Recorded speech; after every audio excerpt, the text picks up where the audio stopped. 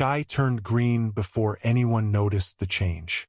It began over the small town of Raven Ridge, nestled quietly in the Oregon mountains.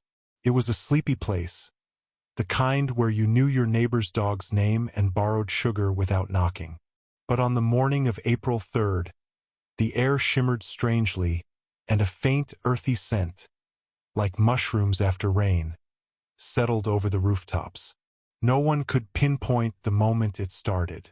A science teacher named Greg Anders thought it might be an early spring bloom. Old Mrs. Coleman claimed it was God's warning. Teenagers filmed the sky for their TikToks, hashtagging it #AlienFog and #GreenSkies.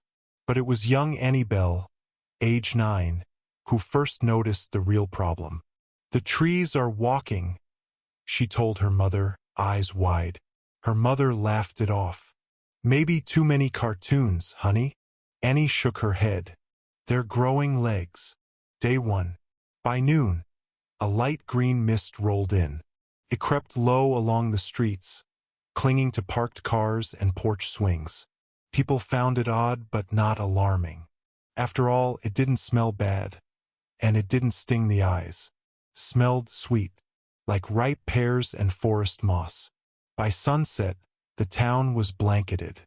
A few folks reported seeing strange plants pushing through cracks in the sidewalks. Some claimed their dogs refused to go outside. Birds, squirrels, and deer, usually common, had vanished. Sheriff Martin drove through town that evening, frowning at the mist coiling around his tires. "Looks like Halloween came early," he said to himself. At 11:47 p.m., the power grid failed. Day 2. When the sun rose, it cast a muted yellow light through the green haze. The world looked like a dream underwater. Raven Ridge felt half awake, drugged. No birds chirped. No cars moved. Then the plants started growing. Vines burst through windows thick as wrists. Ferns unfurled in the middle of living rooms. Mushrooms bloomed overnight on rooftops, glowing faintly blue, pulsing. Sheriff Martin knocked on doors. Half the town didn't answer. Some were asleep and wouldn't wake up. Others were missing. He radioed his deputy, Elise. Static. Only static. That night, Martin saw it. He stood near the town center when a shadow moved. Slow, lumbering. Something tall, easily 15 feet, stalked past the bakery. Its body was mossy, made of bark, roots, and pulsing fungus. Where a head might be, tendrils waved like hair. It left wet prints behind, shaped like five-toed leaves. Paused, turned, and looked directly at him. Martin couldn't move, not out of fear, but numbness. A warmth filled his body, like being wrapped in blankets, like hearing lullabies. A distant voice whispered in his mind. "Sleep." He collapsed. Day 3. Greg Anders, the science teacher, had barricaded himself in the high school with 6 students. They had found each other the night the power went out and realized something was deeply wrong. The school's rooftop greenhouse was now overrun with alien vines. The plants twitched when approached. One had burst, releasing a cloud of glittering spores that made Jacob, a sophomore, laugh uncontrollably until he passed out. Greg dragged him into a classroom and sealed the vents. He had a theory. "These are spores," he told the remaining kids. "They're not from Earth." "How do you know?" asked Maya, a straight-A senior. "Because earthly spores don't grow legs." That night, they heard thuds outside. Not footsteps, more like roots hitting pavement. The thing was hunting. Day 4. The mist was thicker. Breathing was harder. Those exposed too long grew sluggish, forgetting names, forgetting fear. Annie's mom had gone silent. She sat on the couch, eyes glassy, surrounded by mushrooms that pulsed with each breath. Annie locked herself in the bathroom, clutching her stuffed rabbit. Whisper. Through the cracks in the door, She watched her mom rise and walk out the front door, barefoot, in a trance. Other neighbors followed. Procession. They walked into the woods. The trees swallowed them. The origin. In the high school's computer lab, Greg hacked into a weather satellite feed. He found the source. A meteor had landed 4 miles east of town. This crater had split open like an egg. Satellite images showed green mist rising, spreading like ink in water. He put it together. "These spores," he whispered, "aren't just life forms. They're an ecosystem, a traveling forest." "A forest?" Maya asked.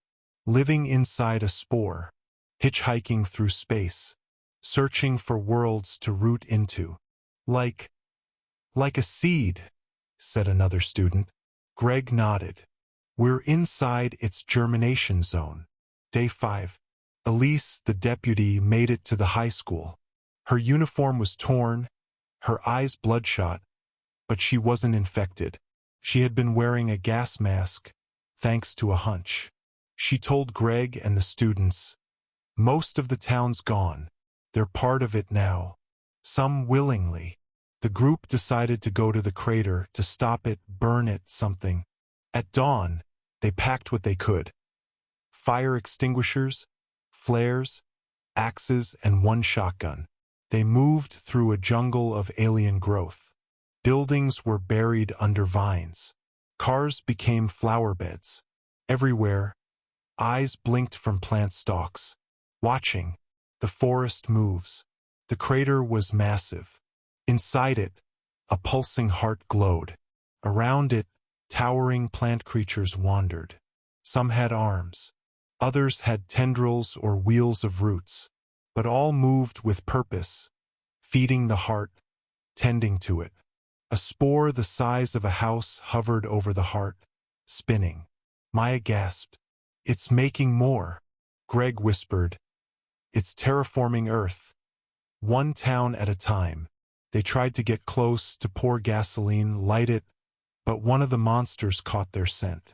A siren-like cry rang out. The chase began. The students ran. Elise fired the shotgun. It barely slowed the thing down. 1 student fell, grabbed by vines, pulled into the ground. The others made it back to the edge of the crater. The decision. Greg had 1 flare left.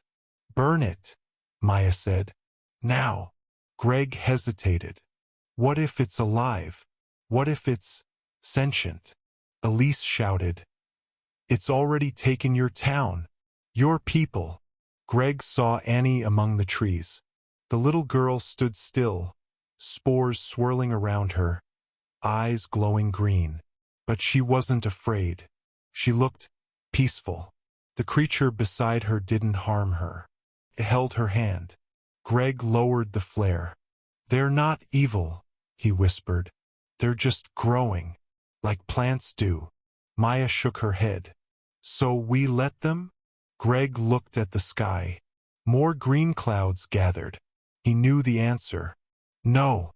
He lit the flare and threw it into the heart. The fire. The explosion was small at first, like lighting a campfire. Then the vines screamed. The forest burned purple. Monsters howled and turned to ash. The floating spore cracked, spraying dust that dissolved midair. The heart pulsed wildly, then shriveled. The mist cleared, and Raven Ridge fell silent. Epilogue. Weeks later, rescue teams arrived. The story was buried by the government. "Freak fungal outbreak," they said. "Toxic mold." Only a handful knew the truth. Greg left Raven Ridge. He wrote a book under a fake name, The Forest That Walked. Maya never spoke of it again. Annie was never found. But sometimes, hikers near Raven Ridge claim to hear soft lullabies in the woods. And if you breathe deeply enough, you might still smell ripe pears and rain-drenched moss. And you'll feel very, very sleepy.